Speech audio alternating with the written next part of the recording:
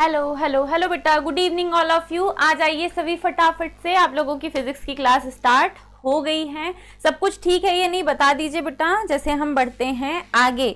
आज का जो हमारा टॉपिक है इम्पॉर्टेंट है, ठीक है। इसके मैं 2 अनुप्रयोग आपको पढ़ा चुकी हूँ, अभी बताती हूँ। आज हम पढ़ेंगे जो आप लोगों ने गॉस प्रमेय या गॉस का नियम पढ़ा है, उस नियम के अनुप्रयोग। 2 अनुप्रयोग हम पढ़ चुके हैं अलग अलग क्वेश्चन में। आज हम तीसरे अनुप्रयोग की ओर बढ़ेंगे, तो 3 और पॉइंट हमें कवर करने हैं। टोटल 5 अनुप्रयोग आपको दिए हुए हैं, टोटल 5 एप्लीकेशंस आपको दी हुई है। तो जल्दी जल्दी आ जाइए सभी फटाफट से, ठीक है। बी सीरियस हम लोगों को।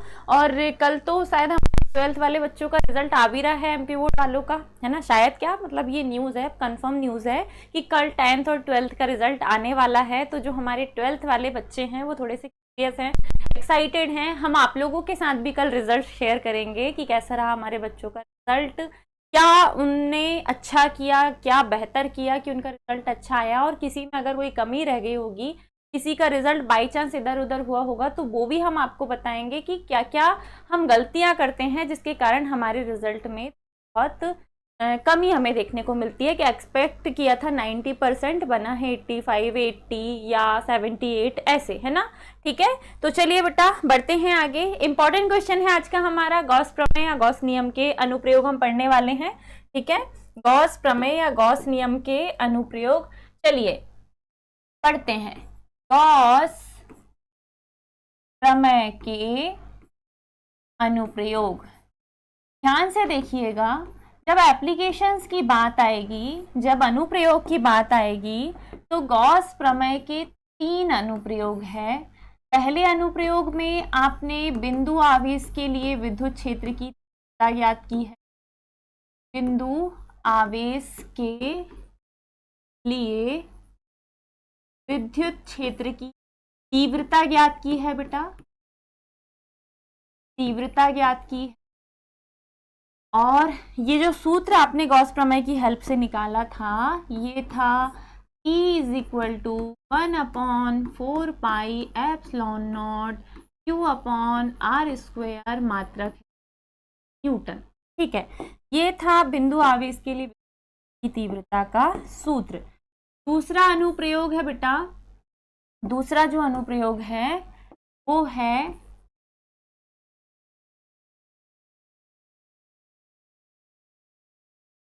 कूलाम का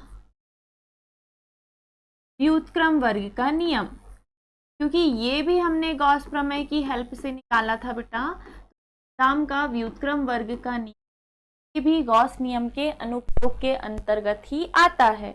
माइक ऊपर कीजिए मैम। ओके सर, आवाज कम आ रही है, इतनी कम कैसे आने लग गई? अभी ठीक है, अभी ठीक है सर। चलिए, आवाज वगैरह अब ठीक है।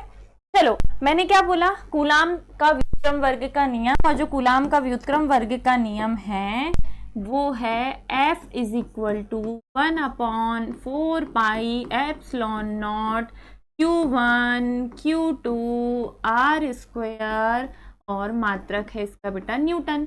ये भी हमने गॉस प्रमेय की हेल्प से निकाला है। ये क्वेश्चन हिमांशी, गुड इवनिंग बेटा, ये भी हमने गॉस प्रमेय के अनुप्रयोग के अंतर्गत निकाला है। देखो, आप लोगों ने गॉस प्रमेय पढ़ा था कि फाई बराबर होता है Q/ε0, और साथ ही आपने फ्लक्स की डेफिनेशन पढ़ी थी कि फाई बराबर होता है डबल इंटीग्रेशन E × ds, जिसमें E का इंटीग्रेशन नहीं होता, इसे बाहर लेते हैं तो पृष्ठीय क्षेत्रफल का इंटीग्रेशन करके हम संपूर्ण पृष्ठ का पृष्ठीय क्षेत्र निकालते हैं। ये फ्लक्स फॉर्मूला है, ये गॉस थ्योरम है। और हमने इन दोनों की हेल्प लेके, एक्चुअल में क्वेश्चन में तो सिर्फ गॉस के नियम की हेल्प बोली जाती है, हमने इन दोनों की हेल्प लेके, हैप्पी बर्थडे बेटा हिमांशी, आज आपका जन्मदिन है। मुझे तो पता ही नहीं था, सर ने बताया नहीं। सर आपको कैसे पता? चलिए, wish you a very very very very happy birthday बेटा। अगर आप यहाँ होते तो हम थोड़ा बहुत पार्टी, मिठाई कुछ तो ले ही लेते आपसे, बट आप शायद बाहर हो। चलिए कोई बात नहीं, आप ऑनलाइन ही भेज देना, है ना, ऑनलाइन खिला देना बर्थडे की मिठाई। कल 12वीं वालों का रिजल्ट आ रहा है, अपन डबल मिठाई खाएंगे। चलो, ये दोनों क्वेश्चन हमने पढ़ चुके हैं ना। अब जो क्वेश्चन है वो है गॉस प्रमेय के अनुप्रयोग, और इन्हीं अनुप्रयोगों को मैं आपको गिनवा रही हूँ कि कौन कौन से प्रश्न हैं जो गॉस प्रमेय के अनुप्रयोग के अंतर्गत आते हैं। ठीक है, गुड इवनिंग बेटा अनमोल। तो पहला जो प्रश्न है वो है बिंदु आवेश के लिए विद्युत क्षेत्र की तीव्रता, ये रहा बेटा। दूसरा है कूलाम का व्युत्क्रम वर्ग का नियम, ये भी गॉस प्रमेय के अनुप्रयोग में हमने निकाला है। तीसरे प्रश्न से आज हमें करना है। ठीक है, जब जब बिंदु P जो है, बिंदु P गोलीय कोश के बाहर स्थित, ये आज हमें निकालना है बेटा। जब बिंदु P गोलीय कोश के बाहर स्थित हो तब हमें विद्युत क्षेत्र की तीव्रता निकालनी है। हमें क्या निकालनी है बेटा? तीव्रता, विद्युत क्षेत्र की तीव्रता गॉस प्रमेय की सहायता से ही निकालनी है, और ये गॉस प्रमेय का अनुप्रयोग ही है। ये भी अनुप्रयोग था, ये भी अनुप्रयोग था, और ये सारे अनुप्रयोग हैं जो अभी हम पढ़ने वाले हैं। ठीक है, सारे अनुप्रयोग हैं जो अभी हम पढ़ने वाले हैं। तो जब बिंदु P गोलीय कोश के बाहर स्थित है तब आपको तीव्रता चाहिए। जब बिंदु P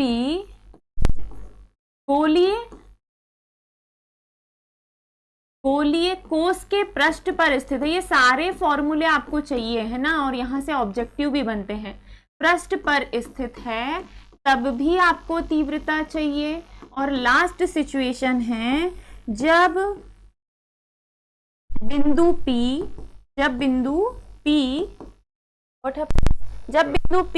गोलीय कोश के अंदर स्थित है। ठीक है, गोलीय कोश के अंदर स्थित है तब भी आपको तीव्रता निकालनी है। तीन सिचुएशन है बेटा, तीन सिचुएशन है जब आपको विद्युत क्षेत्र की तीव्रता निकालनी है, और ये भी गॉस नियम के अनुप्रयोग हैं। गुड इवनिंग प्रीति। चलिए, ये सारे जो है बेटा एप्लीकेशंस हैं किसके? गॉस प्रमेय। पहला हम निकाल चुके बिंदु आवेश के लिए विद्युत क्षेत्र की तीव्रता। दूसरा कूलाम का व्युत्क्रम वर्ग का नियम, ये भी हम गॉस प्रमेय की हेल्प से निकाल चुके हैं। ये आखिरी टॉपिक बचा है, इसके बाद ये चैप्टर हो जाएगा खत्म, है ना। ये लास्ट टॉपिक है जहां इस चैप्टर की हो जाएगी समाप्ति। फिर हमें करने हैं न्यूमेरिकल। कल हम करेंगे न्यूमेरिकल क्वेश्चन की प्रैक्टिस। ठीक है, जो कल की क्लास होगी उसमें हम न्यूमेरिकल प्रैक्टिस करेंगे, और मैडम देख लेंगी कि अगर कोई छोटा मोटा टॉपिक छूट गया होगा, क्योंकि मैं ऑफलाइन ऑनलाइन दोनों कवर करती हूँ एक साथ। तो कई बार ऐसा होता है कि ऐसा लगता है कि मैंने ये पढ़ा दिया, बट वो मैं ऑफलाइन क्लास में पढ़ा देती हूँ या ऑनलाइन में पढ़ा देती हूँ, ऑफलाइन में भूल जाती हूँ। तो मुझे टिक आउट करना होता है कि कहाँ मैंने कौन सा कंटेंट पढ़ा चुकी हूँ, है ना। चलिए, तो ये सारे क्वेश्चन आज हमें कवर करने हैं बेटा। ये जो सारे आपको दिखाई दे रहे हैं ये आज हमें कवर करने हैं। तो पहले नंबर से शुरुआत करते हैं। हमें जब बिंदु P गोलीय कोश के बाहर स्थित है तब हमें विद्युत क्षेत्र की तीव्रता निकालनी है। तब जब बिंदु P गोलीय कोश के बाहर स्थित है तब विद्युत क्षेत्र की तीव्रता। जितने भी हमारे पेड बैच वाले बच्चे हैं उन्हें बेटा इनके नोट्स मिल जाएंगे। ठीक है, इतनी चिंता नहीं करिएगा आप। फिर भी आप चाहें तो हमारे साथ साथ आप नोट्स बना सकते हैं, इसके कारण तो दिक्कत नहीं हो रही होगी सर।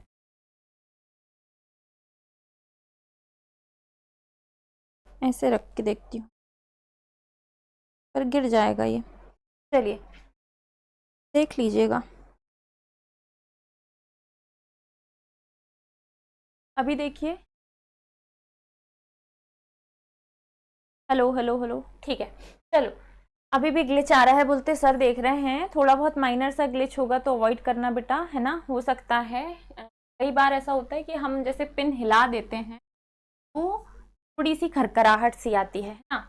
हमें जब बिंदु P गोलीय कोश के बाहर स्थित है तब हमें तीव्रता निकालनी है। चलिए निकालते हैं भाई तीव्रता। पहले तो आपको सिलेक्ट करके रहा भैया, एक गलत बात है, ये रहा एक, दिखाई दे रहा है आपको, आई होप सो।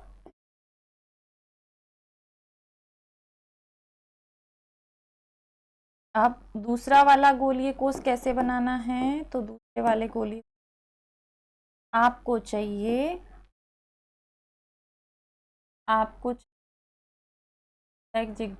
दूसरा गोला, यही वाला लेते हैं।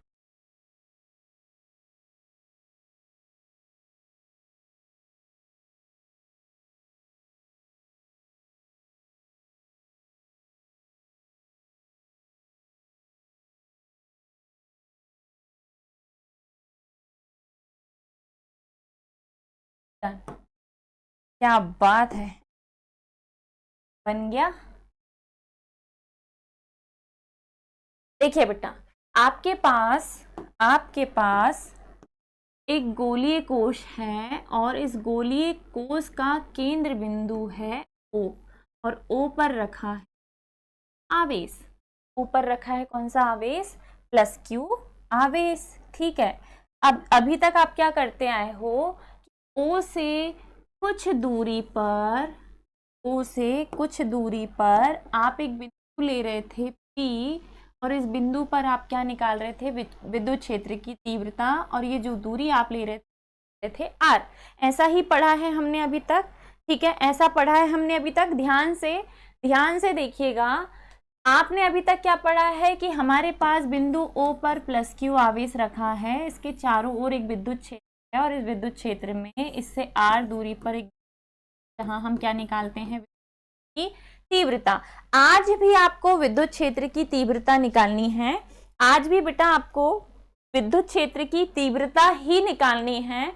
बट द सिचुएशन इसकी क्वेश्चन बोलेगा, किसी खोखले गोलीय के कोश के कारण गॉस प्रमेय की सहायता से विद्युत क्षेत्र की तीव्रता का सूत्र ज्ञात कीजिए। ठीक है, गॉस प्रमेय की सहायता से विद्युत क्षेत्र की तीव्रता का सूत्र ज्ञात कीजिए। फिर वो आपको 3 कंडीशन लिख के देगा बच्चा। पहली कंडीशन, जब बिंदु गोलीय कोश के बाहर स्थित हो। दूसरा, जब बिंदु गोलीय कोश के पृष्ठ पर स्थित हो। और तीसरा, जब बिंदु गोलीय कोश के भीतर स्थित हो। याद रखिएगा, ये जो गोलीय कोश वर्ड मैं बार बार बोल रही हूं, ये खोखला गोला है। गोलीय कोश क्या है बेटा, एक खोखला गोला है। तो यहाँ पे आपने क्या किया है, अभी तक आप एक ही गोला लेते आए हो, तो जो अंदर वाला है बेटा वो आपका पहला गोला है। ठीक है, अंदर वाला जो है वो आपका पहला गोला है। अब आपने क्या किया, आपको बोला गया है कि ये बिंदु P जो है, ये बिंदु P यहाँ नहीं है, ये बिंदु P यहाँ नहीं है। ये जो बिंदु P है वो इस गोलीय चालक के बाहर जो दूसरा गोला है वहां स्थित है ना, यहाँ स्थित है। और यहाँ पर ही आपको क्या ज्ञात करनी है, तीव्रता। तो O से लेके अगर पहले बिंदु तक की दूरी R है, तो O से लेके अंतिम बिंदु P तक की दूरी हम मान लेते हैं x। O से लेके जो आपने दूसरा गोला बनाया है उस तक की दूरी हम मान लेते हैं x। ध्यान से सुनिएगा, चित्रानुसार बिंदु O पर +Q आवेश रखा है, इससे R त्रिज्या लेकर हम एक गोलीय कोश बनाते हैं। ठीक है, अब चूंकि हमें गोलीय कोश के बाहर x दूरी पर स्थित बिंदु P पर क्या ज्ञात करनी है, विद्युत क्षेत्र की तीव्रता, अतः हम O को केंद्र मानकर OP बराबर x त्रिज्या का एक बंद गोला बनाते हैं। यह गोला S बंद गॉसीय पृष्ठ की तरह व्यवहार करता है। जैसे तुम लोग पहले करते आए हो वैसे ही, बस अंतर सिर्फ ये है कि आज पहले गोले के बाद दूसरा गोला बन गया है। तब इस गोले से किससे गुजरेगा बेटा, फ्लक्स, ये जो बड़ा वाला गोला है इस गोले से गुजरने वाला, ठीक है, गोले S से गुजरने वाला संपूर्ण विद्युत फ्लक्स, गोले S से गुजरने वाला संपूर्ण विद्युत फ्लक्स। और ये हम निकालेंगे बच्चा फ्लक्स की परिभाषा से, फ्लक्स की परिभाषा से। ठीक है, अब तुम लोग पहले क्या करते आए हो, फाई बराबर चाहिए तो डबल इंटीग्रेशन करो S E into D S. D S जो है वो पृष्ठीय क्षेत्रफल है। डबल इंटीग्रेशन से बाहर ले लीजिए तीव्रता को, तो इंटीग्रेशन के अंदर बचता है पृष्ठीय क्षेत्रफल। किसका पृष्ठीय क्षेत्रफल? तो यहाँ जो बनाया है बेटा वो क्या है? गोला। तो ये जो होगा वो होगा गोले का पृष्ठीय क्षेत्रफल। सेम पहले वाले के जैसा, कुछ नया नहीं कर रहे हैं, बस फॉर्मूला थोड़ा सा नया निकलेगा। गोले का क्या हो जाएगा? पृष्ठीय क्षेत्रफल। अब फाई बराबर ई इंटू गोले का पृष्ठीय क्षेत्रफल 4πr² होता है। यहाँ पे O से लेके P बिंदु तक की दूरी R नहीं है, OP बराबर R नहीं है, OP बराबर क्या है? X। क्योंकि R बराबर चित्र में दिख रहा है क्या है? X है, तो भैया R की जगह पे लिखना पड़ेगा आपको X। फाई बराबर E into 4πx², equation number 1। बस अंतर सिर्फ इतना है कि जो इक्वेशन आप 4πr² ले रहे थे, आज उसी को, चूंकि बिंदु गोलीय कोश के बाहर स्थित है तो पहले दूरी r ली जा रही थी, अब दूरी बेटा आप x ले लीजिए। अब दूरी आप क्या ले लीजिए? x ले लीजिए। x लोगे तो ज़्यादा इजी है ना, x लोगे तो ज़्यादा इजी है। ठीक है, हमने r के बजाय x ले लिया क्योंकि उसने बोला है कि बिंदु P गोलीय कोश के बाहर है, तो बाहर ले लिया हमने। अब बाहर कितनी दूरी तक? तो केंद्र से उस गोले तक की दूरी उसकी त्रिज्या होती है। जहां पे त्रिज्या r ले रहे थे वहां आप त्रिज्या x ले लीजिए, फॉर्मूला हो जाएगा 4πx²। क्या कोई दिक्कत है यहाँ तक? जल्दी से बताइए, यहाँ तक समझ में आया? और अगर समझ में आ रहा हो तो प्लीज लाइक कर देना और अपने फ्रेंड्स को शेयर भी कर देना।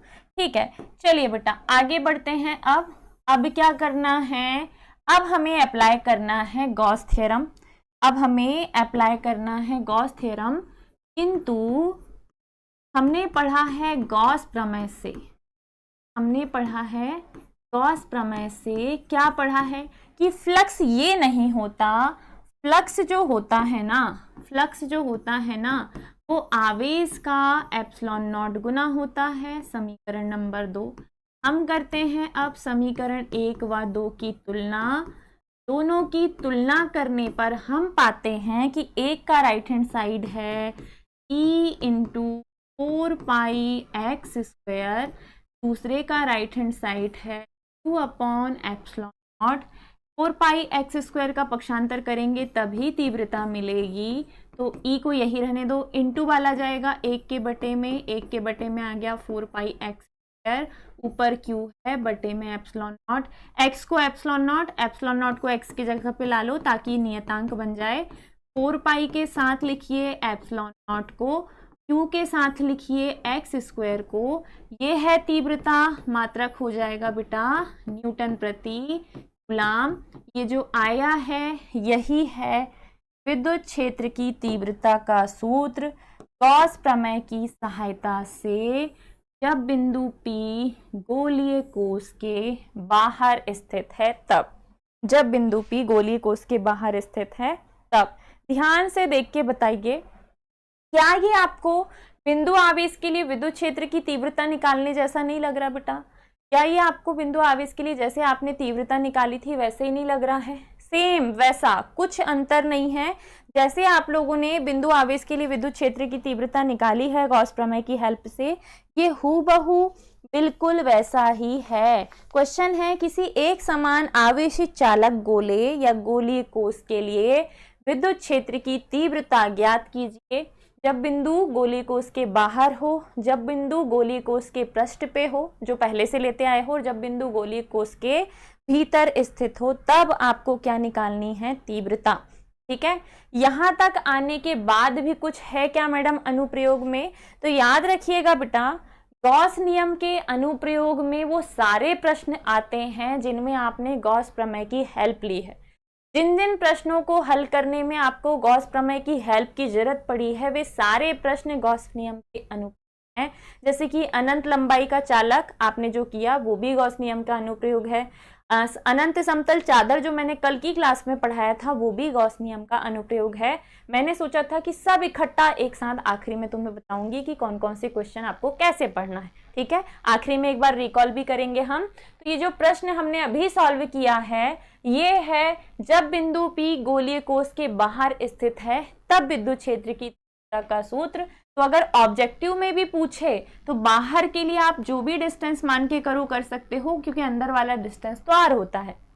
अंदर वाले गोलीय कोष की त्रिज्या r है, बाहर जो गोलीय कोष लिया है उसकी त्रिज्या x है। तो जहां पहले r ले रहे थे वहां आप x ले लो, आपका फॉर्मूला आ जाएगा 4 पाई epsilon naught q upon x square. ये जो आया है यही विद्युत की तीव्रता का सूत्र है। दूसरी कंडीशन बेटा, दूसरी कंडीशन, जब बिंदु P गोलीय कोष के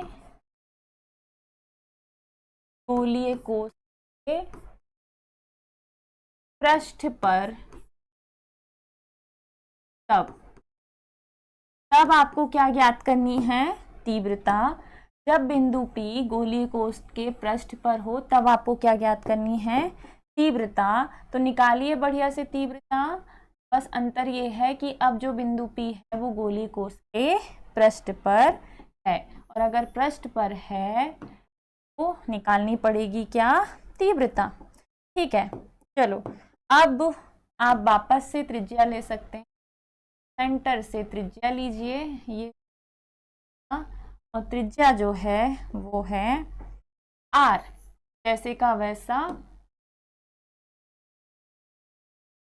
ठीक है, चलो देखिए ध्यान से देखिएगा, ये जो गोलीय कोष है इसके अंदर बिंदु O के अंदर ये जो है ये है बिंदु O, ये है बिंदु O से r दूरी पर एक P इसके पृष्ठ है जहां हमें विद्युत क्षेत्र ज्ञात करनी है।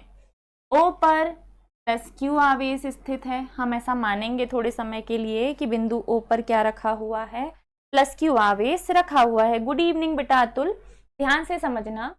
चित्रानुसार बिंदु O पर प्लस Q आवेश है, इससे r दूरी पर एक बिंदु P है जहां हमें क्या ज्ञात करनी है, विद्युत क्षेत्र की तीव्रता। अभी आपने गॉस नियम के अनुप्रयोग का एक सॉल्यूशन देखा जिसमें आपने पृष्ठ के बाहर बिंदु P लिया था।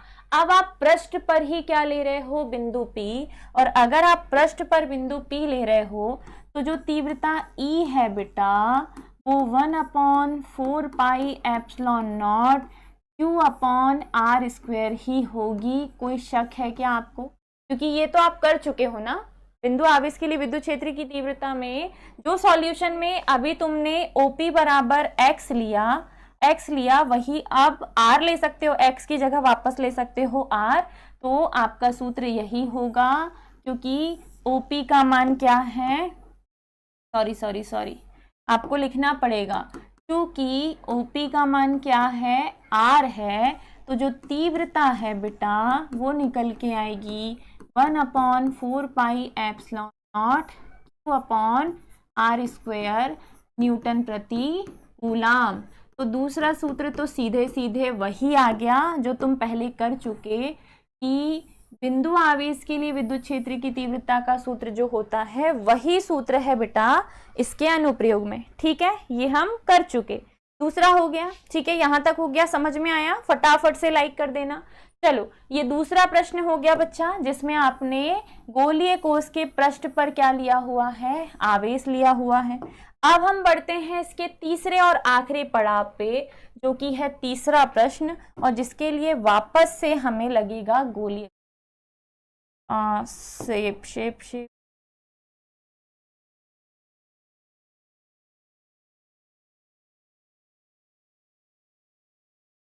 आओ पहले, चलो गोला बनाओ पहले, एक गोला बड़ा, फिर दूसरा गोला गोला छोटा, और इसे कीजिए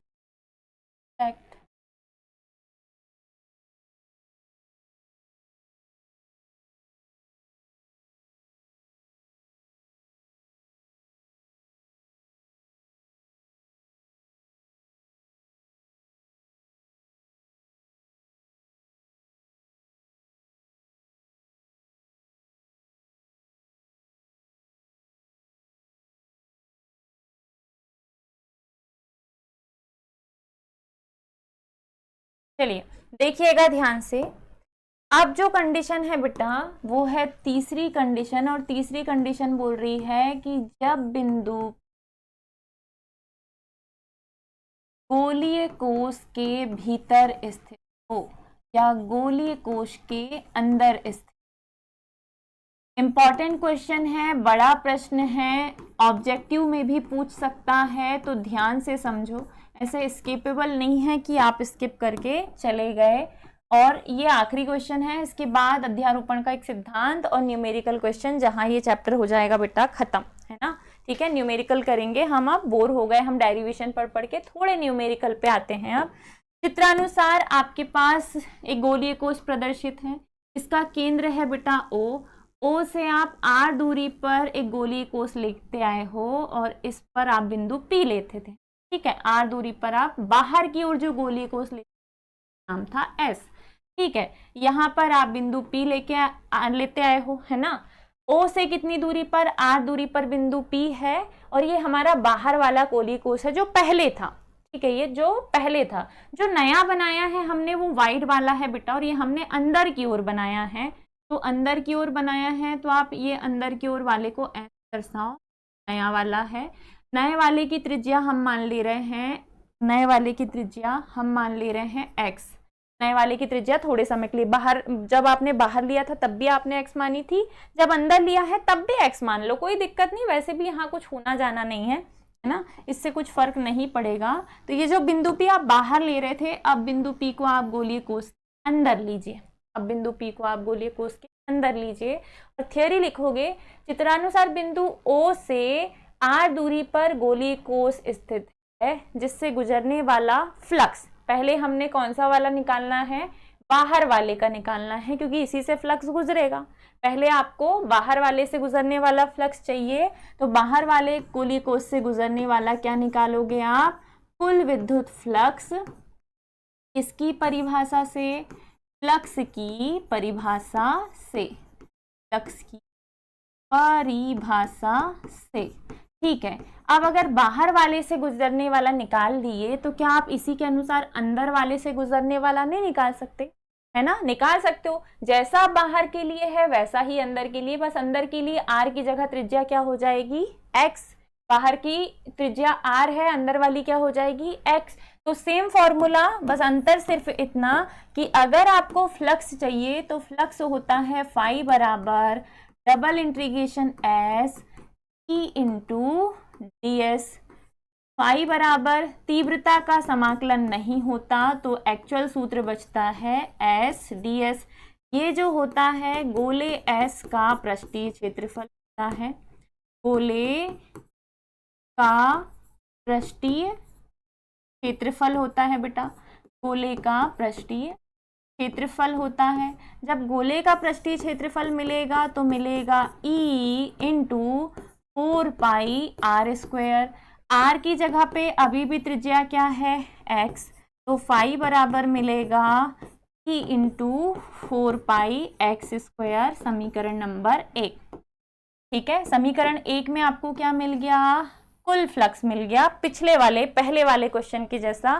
फाई बराबर E into 4 pi x square. Welcome all of you, जितने भी बच्चे आए हैं मैं रिक्वेस्ट करूंगी बेटा आप लोग कंटिन्यू रहें, आप लोग थोड़ी देर अच्छे से पढ़ें, आपको समझ में आएगा, है ना। और साथ में अगर आप लोग रेगुलरली हमसे जुड़ना चाहते हैं तो आप लोग सब्सक्रिप्शन ले सकते हैं। ये क्लासेस अब जो है वो सिर्फ पेड बैच वाले बच्चों के, तो आप लोगों के लिए गुड न्यूज़ है कि भैया सर ने जो ऑफर चल रहा था उसे 2 दिन और एक्सटेंड कर दिया है, ताकि और भी बच्चे हमसे जुड़ पाए, ताकि आप लोगों को, जैसे पहले का ऑफर 759 999 हो गया, अब 999 से 1499 होने वाला है, जिसमें आपको तीनों ही सब्जेक्ट मिलने वाले हैं, फिजिक्स, केमिस्ट्री, बायोलॉजी, और इंग्लिश फ्री है इसमें आपके लिए। इंग्लिश का भी आपको कंटेंट मिलेगा, सब कुछ आपको मिलेगा, नोट्स आपको मिलेंगे, पीडीएफ्स आपको मिलेगी, प्रैक्टिस आपको करवाई जाएगी क्विज की, तीनों सब्जेक्ट का कंप्लीट सिलेबस करवाया जाएगा और रिवीजन भी। चलिए, अब आपने ये जो निकाला है, ये फ्लक्स निकाला है नॉर्मली तब जब बिंदु P गोलीय कोश के अंदर है। इसी प्रकार आपको गॉस प्रमेय भी अप्लाई करना है, लेकिन गॉस प्रमेय की कंडीशन बदल जाएगी। किंतु गॉस प्रमेय के अनुसार गॉस प्रमेय के अनुसार, गॉस प्रमेय के अनुसार गोलीय कोश के भीतर, गोलीय कोश के भीतर या अंदर विद्युत फ्लक्स, ये तुम्हें ऑब्जेक्टिव के लिए याद रखना है। अगर गोला खोखला गोला है, अगर गोला खोखला गोला है तो गोलीय कोश के अंदर जो विद्युत फ्लक्स होता है बेटा वो शून्य होता है। क्या होता है? शून्य होता है। ये आपको ऑब्जेक्टिव के लिए भी याद रखना है कि जो गोलीय कोश है उस गोलीय कोश या खोखले गोले के अंदर आपने अगर कोई गोला लिया है वहां पर जो फ्लक्स होता है वो शून्य होता है। अब हम समीकरण 1 और दोनों की अगर तुलना कर दें, समीकरण 1 व 2 की जैसे करते आए हो, तो या तो तुम दोनों की तुलना करो या वैसे ही दिखा दो। एक का राइट हैंड साइड है E इंटू 4 पाई एक्स स्क्वायर, दूसरे का राइट हैंड साइड है 0। हमें मतलब है तीव्रता से, तो 4 पाई एक्स स्क्वायर का पक्षांतर कर दो। 0 में किसी का भी भाग दे दो तुम, कभी कुछ नहीं मिलेगा, तुम्हारे हाथ हमेशा 0 ही आएगा। अर्थात गोलीय कोश के भीतर विद्युत क्षेत्र की तीव्रता शून्य होती है, क्योंकि वहां पर फ्लक्स भी शून्य होता है। तभी ऐसा लग रहा होगा यहाँ तक जब आए थे तो कि मैडम हम तो पुराना वाला करने लगे, जो हमने पहला क्वेश्चन पढ़ा था, आप तो सेम वैसा करवा रहे हो, आपने वैसा ही निकलवाया। लेकिन यहाँ गोलीय कोश के बाहर आप गॉस प्रमेय से फ्लक्स निकाल सकते हो, क्योंकि फ्लक्स बाहर की ओर ही चलता है ना। गोली या खोखले गोले के भीतर बच्चा फ्लक्स सदैव शून्य होता है। जितने बच्चे नए जुड़े हैं बेटा, थैंक यू सो मच जुड़ने के लिए और लाइक करने के लिए भी, लाइक कर देना और शेयर भी कर देना, है ना। तो हमने आज जो पढ़ा है बेटा वो था गॉस प्रमेय के अनुप्रयोग। इन अनुप्रयोगों में ये क्वेश्चन हम पढ़ चुके, कूलाम का व्युत्क्रम वर्ग का नियम हम पढ़ चुके, अनंत लंबाई के रेखीय चालक के कारण तीव्रता E बराबर 1/4 pi epsilon not lambda upon r square, ये जो है ये भी हम पढ़ चुके। इसके बाद जो अगला क्वेश्चन था वो था कूलाम का व्युत्क्रम वर्ग का नियम। फिर कल हमने पढ़ा था अनंत समतल चादर के लिए गॉस प्रमेय की सहायता से विद्युत क्षेत्र की तीव्रता सिग्मा अपॉन 2 एप्सिलॉन नॉट, ये भी गॉस नियम का अनुप्रयोग है। इसके बाद आज हमने निकाली है विद्युत क्षेत्र की तीव्रता।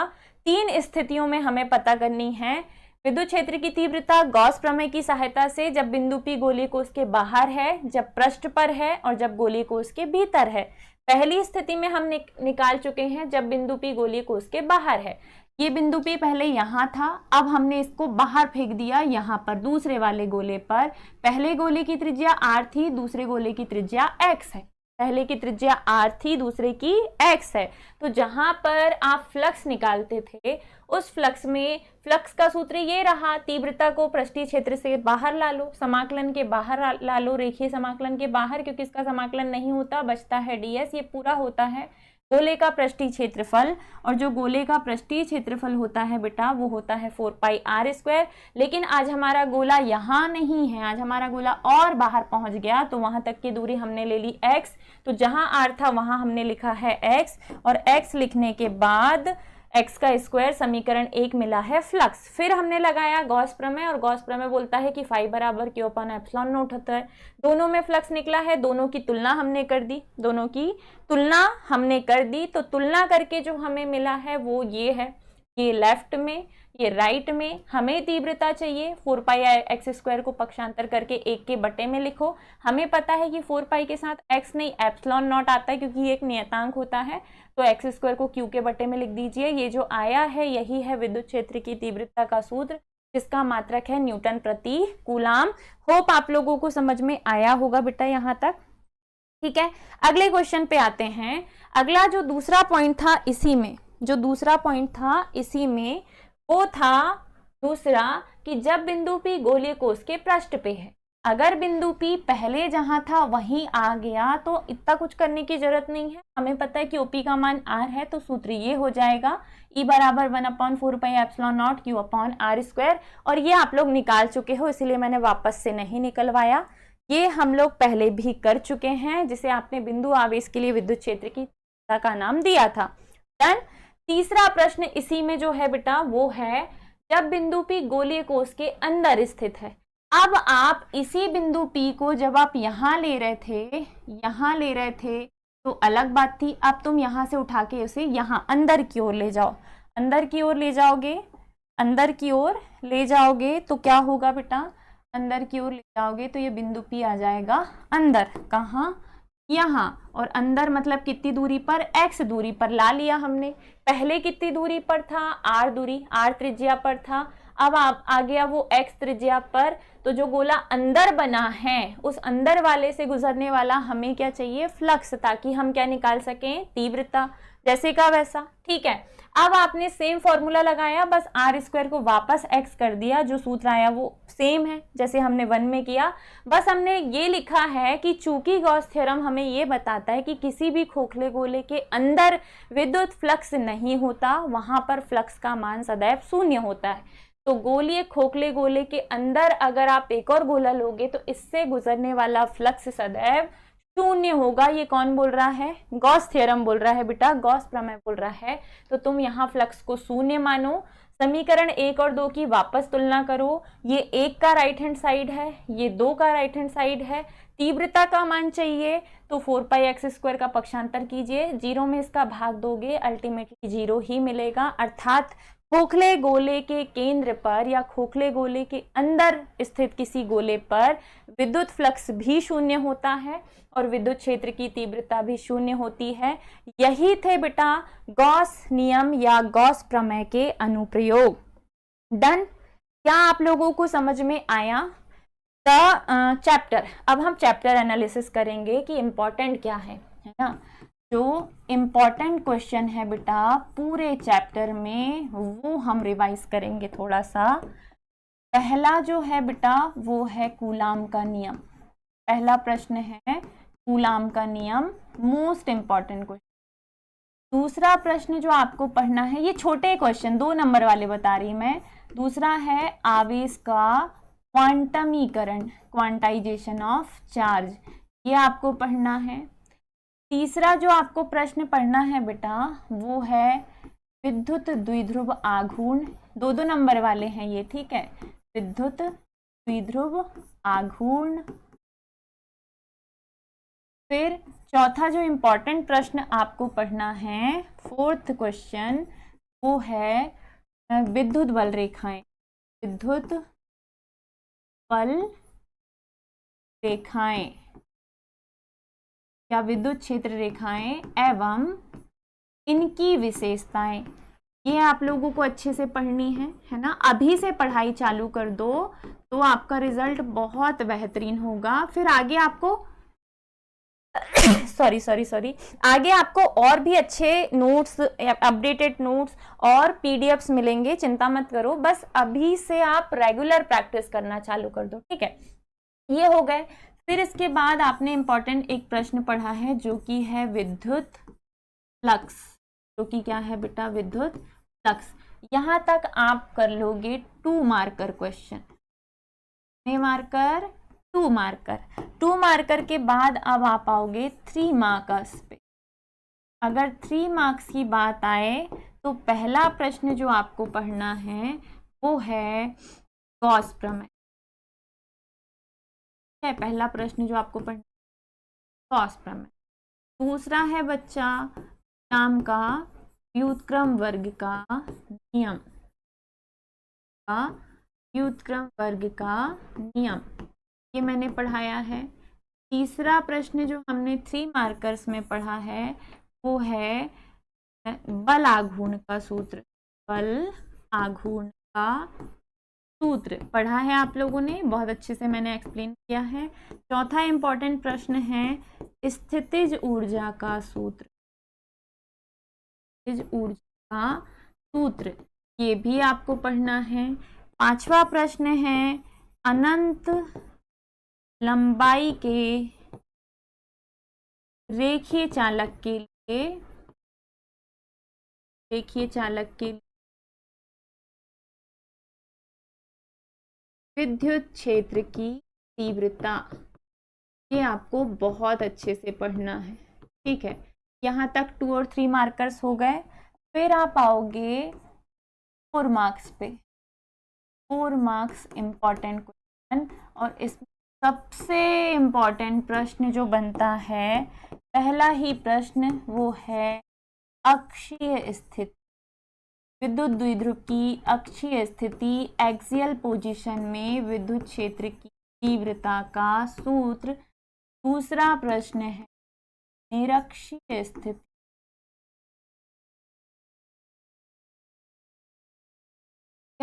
ये 2 प्रश्न 4 मार्कर्स के लिए बहुत जरूरी है। और अभी जो आपने पढ़ा है, जितने भी आपने गॉस नियम के अनुप्रयोग पढ़े हैं, वो सारे प्रश्न आपको अच्छे से पढ़ने हैं, ठीक है। तो आई होप सो बेटा जितना भी आप लोगों ने पढ़ा है वो सब आपको अभी बहुत अच्छे से समझ में आया होगा। कमेंट करके बताओ चीज़ें आपको समझ में आ रही है या नहीं समझ में आता एक बार और रिवाइंड करके देख लिया करो। जहां अटकते हो वहीं से खुद के नोट्स बनाना चालू करो। हमारे नोट्स हमें बहुत अच्छे से समझने में हेल्प करते हैं, मदद करते हैं, ठीक है। तो समझ में आया, ठीक है, मजा आया पढ़ाई करने में, बोर तो नहीं हुए। आज अंबेडकर जी की जयंती है, जन्म दिवस, ठीक है। तो सेलिब्रेट किया होगा कुछ बच्चों ने, जिन ने सेलिब्रेट किया होगा वो आए हैं यहाँ। चलो ठीक है, कोई बात नहीं। नेक्स्ट जो आप लोगों की क्लास होने वाली है, नेक्स्ट क्लास जो आपकी होगी बेटा, यहीं लिख देती हूँ मैं, नेक्स्ट क्लास केमिस्ट्री है।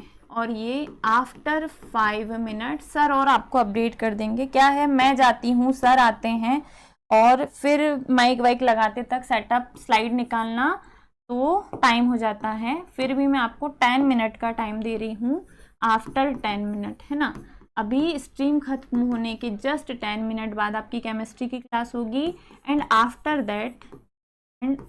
दैट होगी आपकी बायोलॉजी। और आज आ ही जाना बायोलॉजी में, क्योंकि बायोलॉजी में हम पढ़ने वाले हैं डबल फर्टिलाइजेशन या ट्रिपल फ्यूज़न या पराग स्त्री की संकर्षण, जो कि एक बहुत ही जटिल प्रक्रिया है।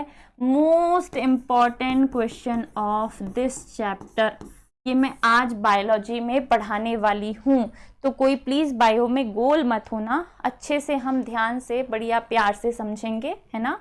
तो आ जाइएगा। ये पैर ना बार बार फंस रहा है मेरे पैर में। चलो ठीक है, सब कुछ ओके है, बढ़िया।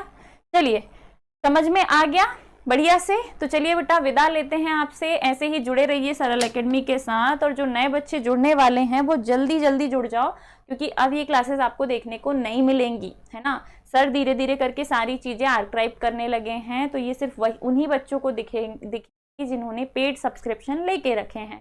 तो ऐसे ही जुड़े रहिए बेटा, आपका प्यार हमारे साथ बना रहे और हमारा सपोर्ट तो है ही। विदा लेते हैं आपसे, थोड़े ही समय में वापस से आपसे मुलाकात होगी। और अभी सर आपको पढ़ाएंगे chemistry. Take care, Radhe Radhe.